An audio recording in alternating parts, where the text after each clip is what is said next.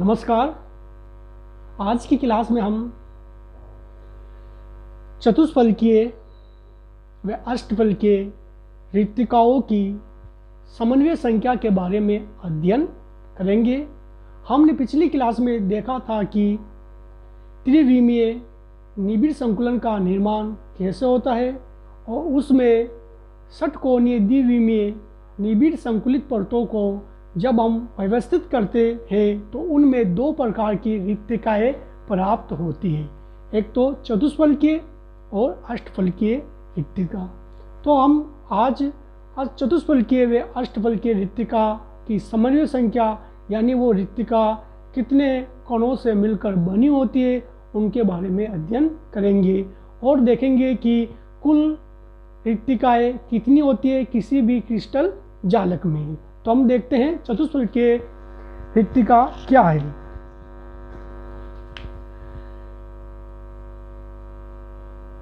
चतुष्फलकीय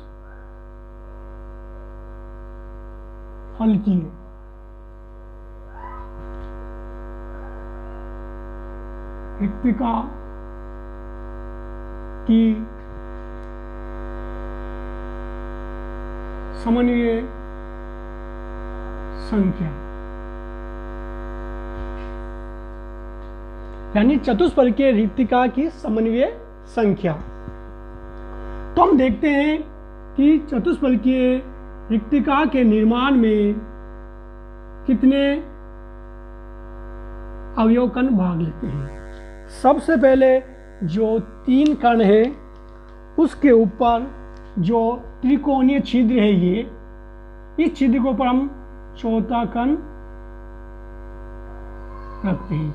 तो जब चारों कण एक दूसरे से स्पर्श करते हैं तो उनके मध्य में जो रिक्तिका बनती है उस रिक्तिका को हम चतुष्फलकीय रिक्तिका कहते हैं।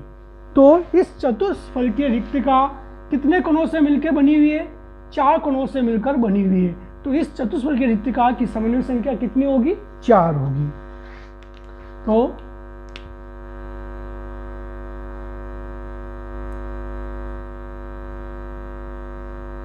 चतुष्फलकीय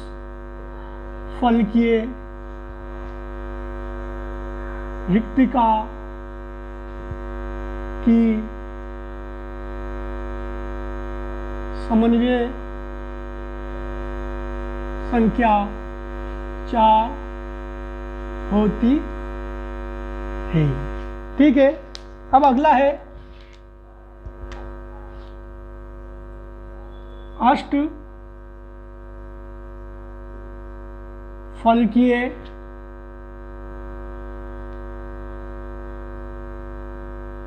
रिक्तिका की समन्वय संख्या यानी अष्टफलकीय रिक्तिका की समन्वय संख्या। तो इसको देखते हैं। तो हम देखते हैं कि अष्टफलकीय रिक्तिका का निर्माण कैसे होता है। सबसे पहले प्रथम परत के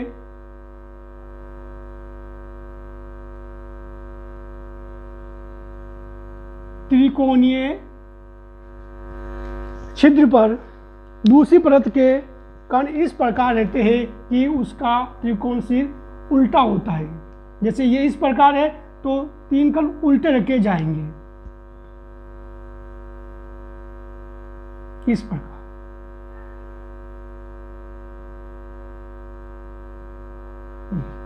यानी एक त्रिकोण इस प्रकार रहेगा और दूसरा त्रिकोण इस प्रकार रहेगा। तो इस अष्टफलकीय रिक्तिका का जो निर्माण होता है वो कुल मिलाकर क्या है 6 कणों से मिलकर बना होता है। कितने? 6, 3 नीचे और 3 ऊपर। तो इसकी समन्वय संख्या क्या होगी?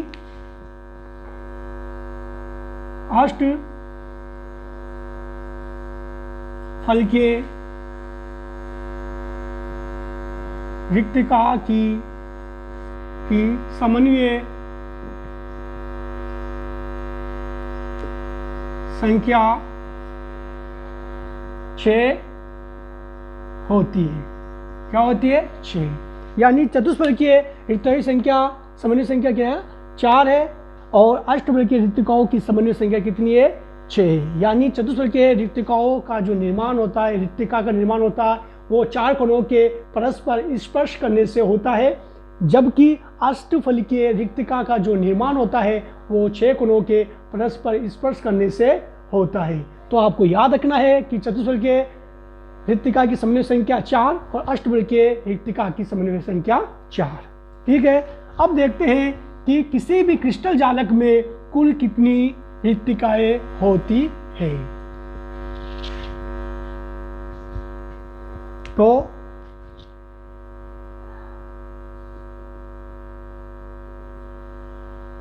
किसी भी क्रिस्टल जालक में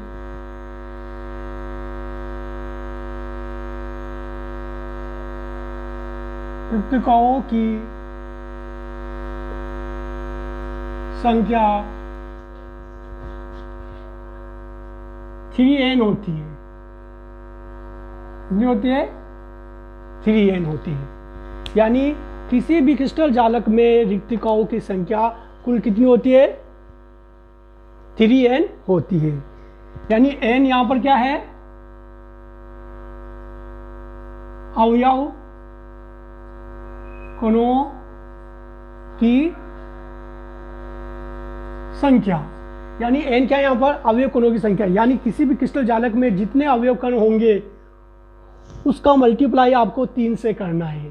तो उसके मल्टीप्लाई करने पर 3 से करने पर जो संख्या आएगी वो संपूर्ण क्रिस्टल जालक में कुल रिक्तिकाओं की संख्या होगी। अब देखते हैं चतुष्फलकीय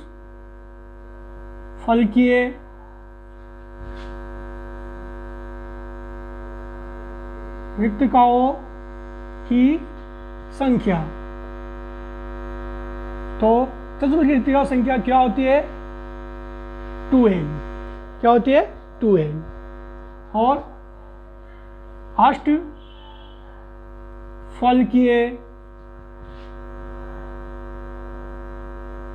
रिक्तिकाओं की संख्या होती है n। यानी चतुष्फलकीय रिक्तिकाओं की संख्या क्या है? 2n है, और अष्टफलकीय रिक्तिकाओं की संख्या क्या है? n है। इन दोनों को मिलाएंगे तो क्या बन जाता है? 3n। यानी कुल रिक्तिकाओं की संख्या। तो हमने देखा कि किसी भी क्रिस्टल जालक में रिक्तिकाओं की संख्या कितनी होती है? 3n होती है। उनमें से 2n तो क्या है? चतुष्फलकीय रिक्तिका है, और n क्या है? अष्टफलकीय रिक्तिका। तो इस प्रकार आपको ध्यान में रखना है कि किसी भी क्रिस्टल जालक में कुल रिक्तिकाओं की संख्या n 3n और चतुष्फलकीय रिक्तिकाओं की संख्या 2n व अष्टफलकीय रिक्तिकाओं की संख्या n होती है। ठीक है, अब अगला टॉपिक है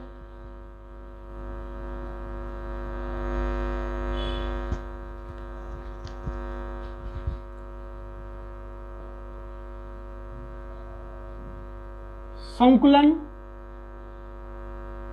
क्षमता या दक्षता। संकुलन क्षमता और दक्षता। तो हम देखते हैं कि संकुलन क्षमता क्या होती है।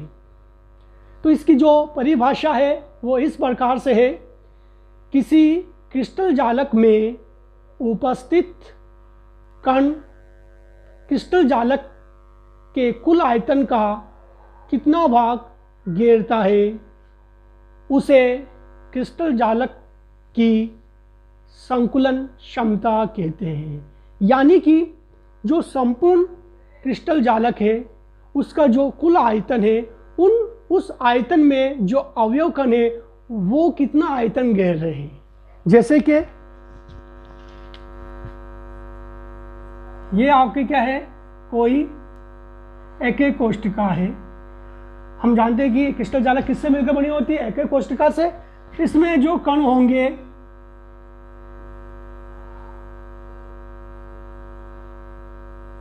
ये।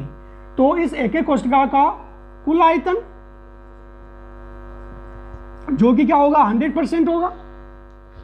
एक एक कोष्ठिका का कुल आयतन क्या होगा जो 100% होगा, और उसमें ये गोले अंदर में रखे हुए या इसमें उपस्थित है, इन गोलों के द्वारा इस 100% का कितना आयतन कवर किया जा रहा है या घेरा जा रहा है, वो ही क्या कहलाती है संकुलन क्षमता या दक्षता।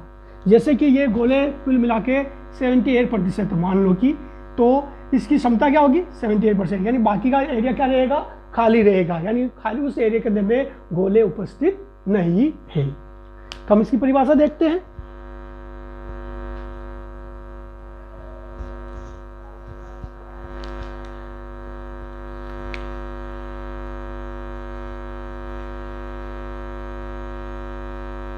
किसी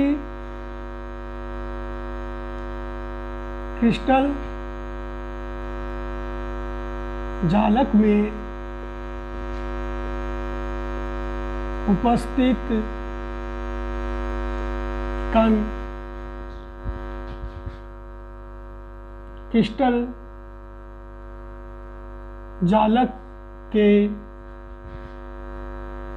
कुल आयतन का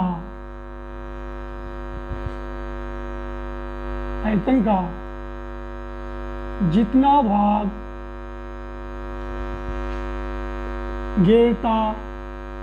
घेरते हैं उसे क्रिस्टल जालक की संकुलन क्षमता कहते हैं। तो आप देख रहे हैं कि संकुलन क्षमता क्या है, किसी क्रिस्टल जालक में उपस्थित कण जो क्रिस्टल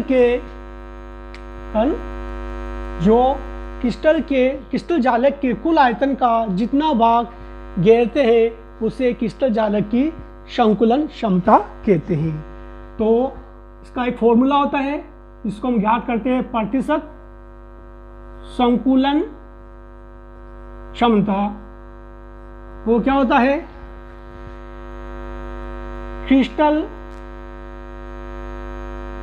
जालक के कुल गोलों का आयतन, ठीक है, और क्रिस्टल जालक का आयतन और गुणा 100। तो ये फॉर्मूला क्या है आपके प्रतिशत संकुलन क्षमता ज्ञात करने का है। तो क्रिस्टल जालक के कुल गोलों, यानी जिस भी क्रिस्टल जालक की हम बात करेंगे उसमें जो अवयव कण होंगे उनको यहाँ पर गोला माना गया है, उसका आयतन, जैसे 4 गोले हैं तो 4 गोलों का आयतन, और वो संपूर्ण क्रिस्टल जालक है उसका आयतन, और इनटू हम 100 करेंगे तो हमें जो संकुलन क्षमता है वो हमें प्रतिशत में प्राप्त हो जाती है। तो संकुलन क्षमता ज्ञात करने का ये सूत्र है, ये फॉर्मूला है, क्रिस्टल जालक के कुल गोलों का आयतन बटे हुए क्रिस्टल जालक का आयतन इंटू 100, ये प्रतिशत संकुलन क्षमता ज्ञात करने का है। हम देखते हैं अब प्रथम संकुलन क्षमता ज्ञात करते हम फलक केंद्रित एक एक कोष्ठिका का।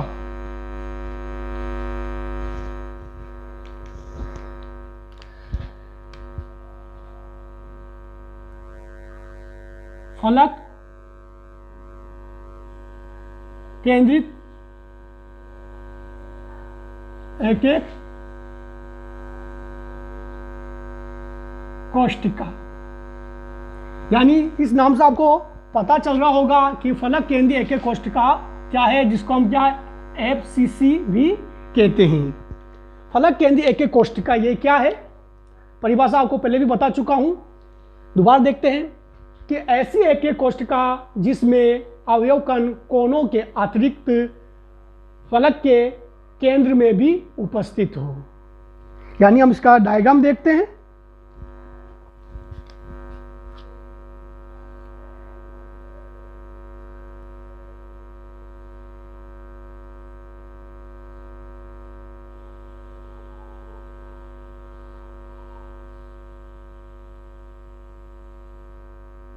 ये एक कोष्ठका है जिसमें अवयव कण कोनों पे तो रहेंगे ही, साथ में और कहाँ रहेंगे, प्रत्येक फलक पर। क्या रहेंगे? प्रत्येक फलक पर रहेंगे। इस प्रकार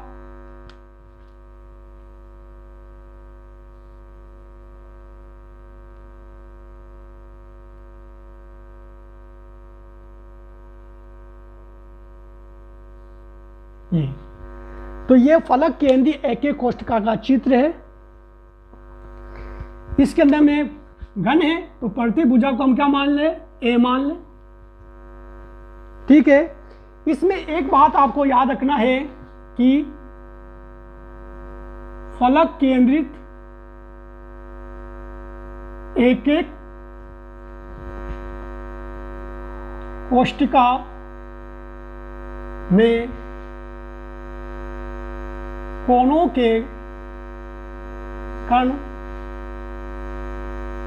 परस्पर स्पर्श नहीं करते हैं। यानी ये कण और ये कण परस्पर क्या करते हैं? स्पर्श नहीं करते हैं। केवल विकर्ण पर उपस्थित कण परस्पर स्पर्श करते हैं। यानी ध्यान रखना है कि ये जो कोनों पर उपस्थित कण है ये आपस में क्या है? स्पर्श नहीं करते। क्यों नहीं करते हैं? जैसे कि हम ये देखते हैं, ये चार कण आपस में इस प्रकार जुड़े रहते हैं, जैसे 1 2 3 4 इस प्रकार। अब जब हम इसके मध्य में दूसरा कण रखेंगे, क्या रखेंगे? दूसरा कण रखेंगे तो दबाव पड़ेगा, जिससे कण क्या हो जाएंगे? एक दूसरे से दूर हो जाएंगे। ऐसी स्थिति हो जाएगी। यानी जब आधे एक कोष्ठका होगी उसमें तो क्या करेंगे? ये कण जो कोनों के कण है वो परस्पर क्या करेंगे? स्पर्श करेंगे। परंतु जैसे ही हम इसके अंदर में एक फलक में एक क्या रखेंगे? एक अवयव कण को रखेंगे तो एक कोनों के कण एक दूसरे से क्या हो जाएंगे? दूर हो जाएंगे। यानी ये स्पर्श नहीं करेंगे। अब ये किसके साथ स्पर्श करेंगे? जो इनके मध्य में जो विकर्ण संबंध बना रहा है। क्या बना रहा है? विकर्ण संबंध बना रहा है, उसके साथ क्या करेंगे? ये स्पर्श करेंगे। तो आपको याद रखना है कि फलक केंद्रित एक कोष्ठका में कोनों के कण परस्पर स्पर्श नहीं करते हैं, जबकि विकर्ण पर उपस्थित कण परस्पर क्या करते हैं? स्पर्श करते हैं। तो हम देखते हैं कि ये कण क्या है? इनके विकर्ण पर है। तो ये भी क्या हो जाएगी? ए हो जाएगी। और हम इसको, और ये आपको ज्ञात करना है। ठीक है। तो जैसे कि ये भुजा आपके ए और ये भुजा आपके बी और ये भुजा होगी आपके सी। ठीक है। अब आपको पता है कि फलक केंद्रीय एक कोष्ठका में कुल कण कितने होते हैं? कैलकुलेशन करना सिखाया था पिछली क्लास में। तो फलक केंद्रित एक कोष्ठका में कुल अवयव कण कितने होते हैं? 4 होते हैं। कितने होते हैं? 4। कैसे होते हैं कि एक कण तो प्राप्त होता है आपको कोने से, क्योंकि आपको पता है A/8 × 8 1, और 3 कण प्राप्त होते हैं आपको फलक से, यानी 6 फलक है और एक फलक से आधा प्राप्त होता है, तो 6 A/2 × 6 3। तो कुल कण कितने? 4। तो गोलों का कुल आयतन का सूत्र क्या? 4/3 πr³। तो एक गोले का आयतन ज्ञात करने का सूत्र यह है, तो हम इसको किससे मल्टीप्लाई कर देंगे? 4। तो हमें कुल गोलों का आयतन प्राप्त हो जाएगा। अगला है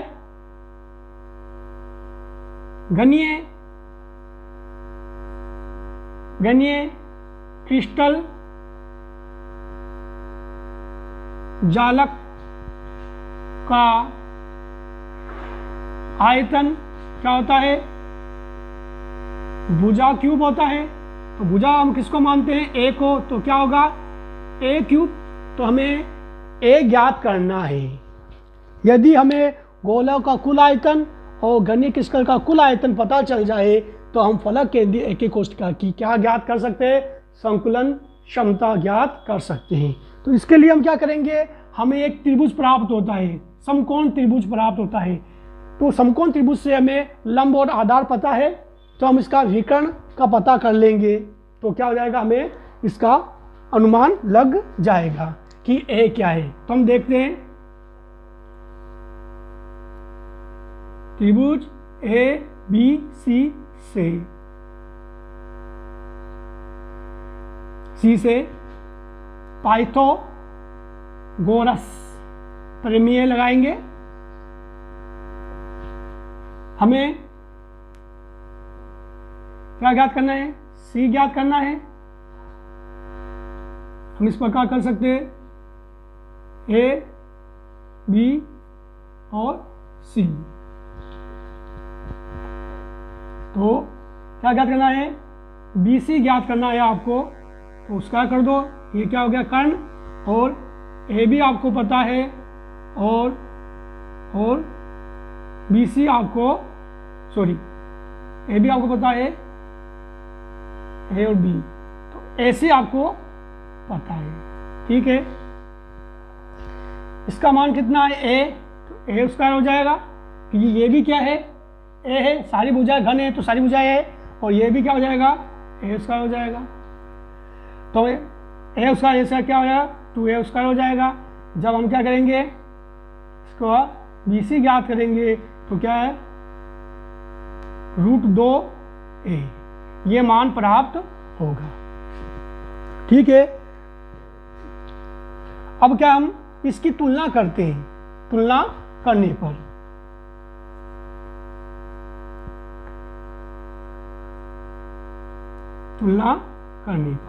तुलना कैसे करेंगे, जैसे पता है कि विकर्ण है, क्या है विकर्ण पर कण इस प्रकार उपस्थित रहते हैं,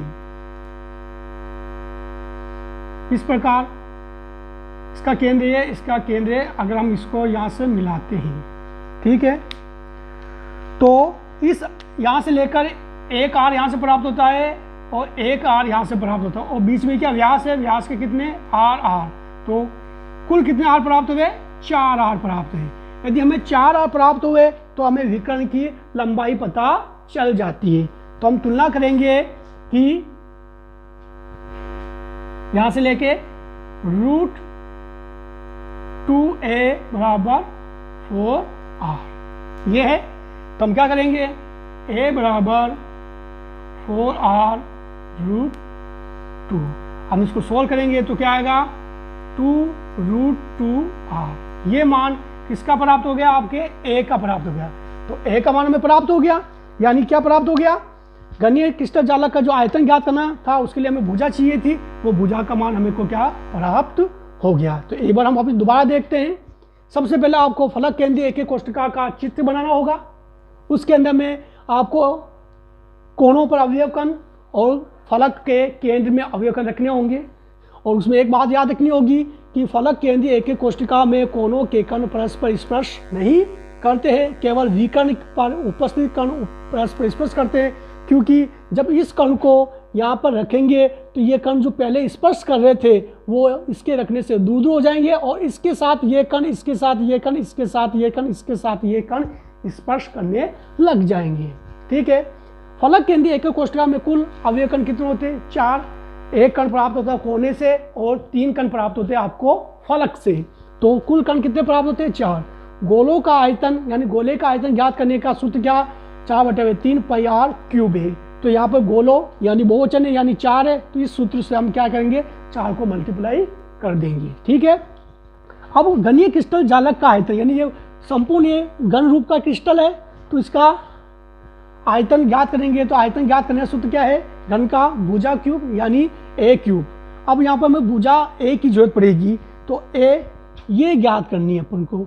तो कैसे ज्ञात करेंगे, पाइथागोरस प्रमेय लगाएंगे। BC उसका BC क्या है यहाँ पर आपके कर्ण है और ये आपके लंब और आधार उनको, तो लंब और आधार का भी मान क्या A है, तो A स्क्वायर हो जाएगा और A स्क्वायर दोनों को जोड़ेंगे तो 2A स्क्वायर हो गया।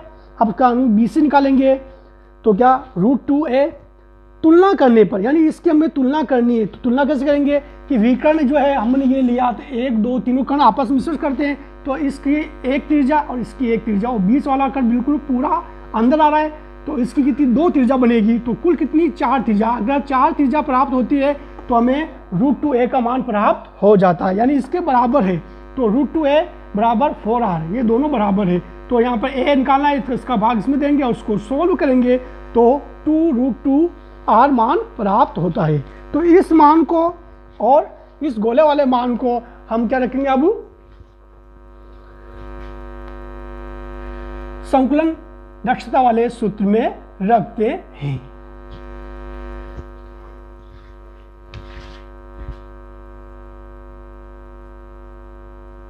संकुलन क्षमता और इसमें क्या करनी है, तो क्रिस्टल जालक के कुल गोलों का आयतन बटे हुए क्रिस्टल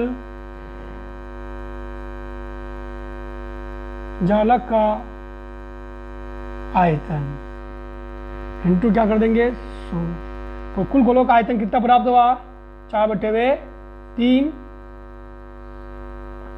πr³ इंटू 4, ये तो कुल गोलों का आयतन हो गया।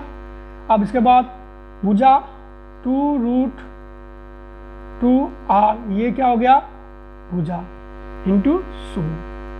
अब हम इसको सोल्व करेंगे, इसको हम सोल्व करेंगे और इसको सोल्व करेंगे तो हमारे पास जो मान आता है वो कितना आता है 74%। कितना आता है 74% आता है। यानी क्या है, फलक केंद्रीय एके कोष्ठका की जो संकुलन क्षमता है वो कितनी है 74%।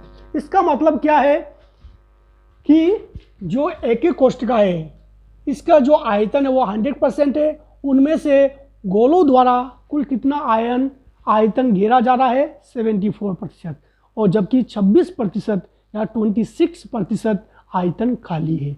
यानी 74% पर गोले उपस्थित है और 26% क्या है रिक्त रहेगा। तो इस प्रकार हम क्या है संकुलन दक्षता ज्ञात कर सकते हैं फलक केंद्रित एके कोष्ठका का। अब आगे है काय केंद्रित और सरलगणीय एके कोष्ठका, उसका हम संकुलन दक्षता ज्ञात करेंगे नेक्स्ट क्लास में। और आज के लिए यहीं तक है, तो आपसे निवेदन है कि आप हमारे चैनल को सब्सक्राइब करें, वीडियो को लाइक करें, कमेंट करें और अपने दोस्तों के व्हाट्सएप ग्रुप और फेसबुक पर शेयर करें। धन्यवाद।